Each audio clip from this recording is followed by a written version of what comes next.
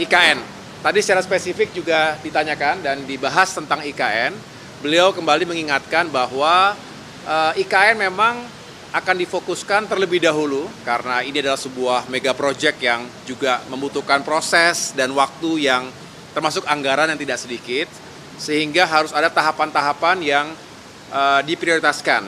Nah, beliau menargetkan dalam 4 atau 5 tahun ke depan itu IKN sebagai pusat pemerintahan politik, artinya sudah bisa untuk menyelenggarakan kegiatan eksekutif, legislatif, dan yudikatif. Saat ini yang tengah dibangun, tentu belum selesai sepenuhnya, itu adalah untuk eksekutif. Tetapi akan terus dilengkapi dan tentunya disempurnakan pembangunannya.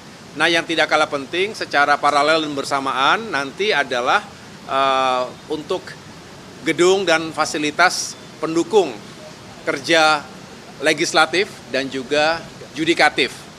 Karena bukan hanya kantornya, tapi juga perumahan bagi ASN, bagi pendukung, dan semua yang akan secara aktif mengawaki IKN sebagai ibu kota pemerintahan. Selebihnya, untuk gagasan dan ide-ide yang lain tentu bagus, tetapi ada timeline yang harus dirapikan kembali, artinya supaya tidak terlepas fokus kita untuk menyelesaikan tadi pusat pemerintahan.